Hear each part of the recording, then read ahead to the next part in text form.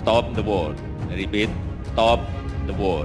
Sebagai pemimpin, kita semua memiliki tanggung jawab untuk memastikan situasi global yang kondusif bagi masa depan dunia. Hey, hola Indomax Indo Magazines. Oke, lanjut 3 berita yang mantap jos.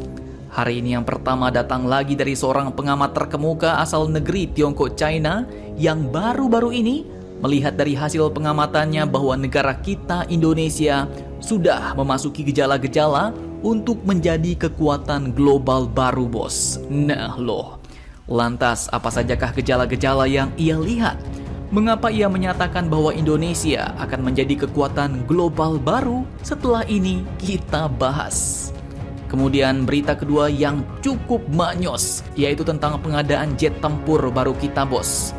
Seperti berita sebelumnya, Kementerian Keuangan pun dikabarkan telah menyetujui penyiapan anggaran untuk membeli jet-jet tempur baru Rafale Batch 2. Dan satu lagi yang terbaru, tapi bekas, bos, yaitu Dassault Mirage 2005 bekas Angkatan Udara Qatar. Nah, kabar terbarunya, kini rencana pembelian jet tempur bekas ini pun sudah masuk dalam tahap negosiasi, bos.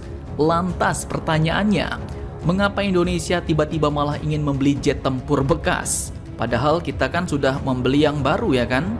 Apakah masih kurang ataukah kita perlu cepat? Dan sebenarnya bagaimanakah rekam jejak dari jet tempur dan spesifikasi jet tempur Mirage Qatar yang mau dibeli oleh Indonesia ini? Apakah masih cocok digunakan? Penasaran beritanya? Cus! Tanpa banyak bacor, mari kita bahas beritanya satu persatu, bosku. Oke, berita pertama datang dari seorang pengamat terkemuka asal negeri Tiongkok China yang menyatakan bahwa ia mulai melihat gejala-gejala Indonesia akan menjadi kekuatan global baru.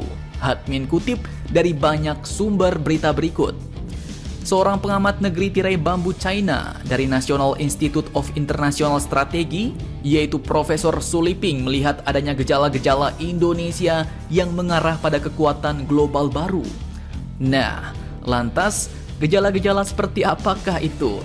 Apakah demam atau merinding bulu ketiak? Oke, pada Kamis 17 November 2022 di Beijing kemarin, beliau pun menyatakan bahwa secara keseluruhan, masyarakat internasional telah menyambut kebangkitan ekonomi pasar Indonesia dan menganggapnya sebagai energi positif bagi tatanan dunia internasional. Menurutnya, Indonesia di bawah kepemimpinan Presiden Jokowi telah dipercaya oleh dunia internasional karena telah mampu menjalankan misi kepemimpinannya dalam forum G20 dengan baik, bos. Walaupun dilatar belakangi dengan tantangan regional dan global yang terus meningkat pada tahun 2022, ia pun melihat Indonesia sebagai ketua G20 telah mampu mengembangkan diplomasi multi arah, mendorong terciptanya perdamaian, stabilitas, dan kemakmuran regional bahkan global. Kebangkitan Indonesia sebagai kekuatan global baru itu pun menurutnya dilandasi oleh 3 hal, bos, yakni kekayaan sumber daya alam, tatanan sosial dan politik yang relatif stabil, dan terus mengembangkan infrastruktur yang memiliki daya tarik pemodal asing. Profesor Su Liping pun juga menambahkan bahwa Indonesia kini juga dipandang sebagai negara berkembang terbesar ketiga di dunia, berpenduduk muslim terbesar di dunia, ekonomi terbesar di Asia Tenggara, angkatan tenaga kerja mudanya melimpah, pasar yang luas, dan kebijakan sektor industri dari hulu hingga hilir yang tertata dengan baik. Hal inilah yang menurutnya menunjukkan kuatnya pengaruh Indonesia baik di kawasan maupun dunia. Mantap, jos. Oke, lanjut berita kedua. Selain membeli jet tempur Rafale baru buatan Prancis, Indonesia pun ternyata juga berencana untuk membeli jet tempur bekas pakai negara Qatar yang juga merupakan buatan Prancis, bos. Yaitu jet tempur bermesin tunggal Dassault Mirage 2005 bekas Angkatan Udara Qatar. Dikutip dari beberapa sumber berita berikut, juru bicara Kemenhan yaitu Bapak Dhanil Anzar Simanjuntak menyebut bahwa rencana pembelian 12 jet tempur bekas Qatar ini pun masih dalam proses negosiasi. Namun demikian, beliau pun juga mengatakan bahwa upaya pembelian Dassault Mirage ini belum ada keputusan, bos. Artinya kini memang sudah masuk dalam tahap negosiasi, tapi belum pasti dibeli, bos. Kalau cocok harga dan layak dibeli ya kita angkut, kalau tidak ya lewat, bos. Lantas pertanyaannya, mengapa kita malah membeli barang bekas padahal kan kita sudah membeli Rafale yang baru, bos? Nah, terkait hal ini, beliau pun mengungkapkan bahwa rencana pembelian Mirage milik Qatar ini diharapkan menjadi langkah transisi kekuatan sebelum 6 jet Rafale batch pertama Indonesia tiba, yang sekiranya baru datang tahun 2026 nanti, masih cukup lama.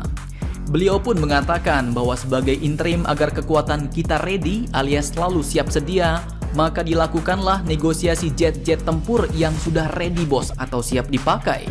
Artinya, sembari menunggu jet tempur baru datang yang kira-kira baru nyampe 4 tahun lagi, dan agar pertahanan udara kita tidak kopong, dicarilah jet-jet tempur yang bisa langsung pakai. Alternatifnya, yaitu jet tempur Dassault Mirage 2000-5 bekas pakai Angkatan Udara Qatar ini, bos. Lantas, bagaimanakah rekam jejak jet tempur bekas Qatar ini? Apakah masih layak dipakai? Lanjutkan lagi videonya sampai habis, bos. Nah, jet tempur Mirage 2000-5 yang akan diakuisisi oleh Indonesia ini pun terdiri dari 9 varian kursi tunggal dan 3 varian kursi tandem. Di mana dulu, pengiriman pesawat pertama ke Qatar ini pun telah dilakukan sejak tahun 1997 silam, bos. Armada jet tempur Mirage 2000-5 ini pun mulai dipensiunkan oleh Angkatan Udara Qatar pada November 2021, yaitu sejak 1 tahun lalu setelah membeli 36 jet tempur Rafale melalui kontrak di tahun 2015 dan tahun 2017 silam. Indonesia pun berminat dengan jet tempur bekas pakai Angkatan Udara Qatar ini karena meskipun tergolong sudah berumur, namun jet tempur ini masih layak dioperasikan karena jam terbang pesawat yang tergolong masih rendah karena tidak terlalu sering digunakan oleh Angkatan Udara Qatar. Di mana kabarnya jet tempur Dassault Mirage 2000-5 yang dioperasikan oleh Qatar ini pun ternyata lebih sering digunakan sebagai pesawat patroli dalam mendukung operasi militer yang dilakukan oleh NATO, khususnya dalam konflik di Libya. Nah, sedikit tambahan informasi, bos. Jet tempur bermesin tunggal ini pun ditenagai oleh sebuah mesin jet Snecma M54P2 dengan kemampuan afterburning. Mampu terbang dengan kecepatan 2336 km per jam atau sekitar 2,2 Mach pada ketinggian tinggi, dan jet tempur ini pun memiliki jarak operasional sekitar 1500 km. Dari sisi persenjataan, jet tempur ini pun dapat membawa 2 pasang meriam Deva 554 kaliber 30 mm yang mampu memuat total 250 amunisi. Rudal yang mampu dibawa pun juga beragam dan bukan kaleng-kaleng, bos, yakni mulai dari rudal udara ke udara, rudal udara ke darat, rudal anti kapal, dan beragam jenis bom. Bahkan jet tempur jenis ini pun diketahui juga memiliki varian tactical bomber atau pengebom taktis yang mampu membawa rudal atau bom berhulu ledak nuklir. Mantap, mantap jos. Jadi bagaimana menurut kalian? Jangan lupa komentar, tetaplah kalian barbar dan jangan santuy terus. Demi Indonesia maju, salam Indomax, Indo make it sense.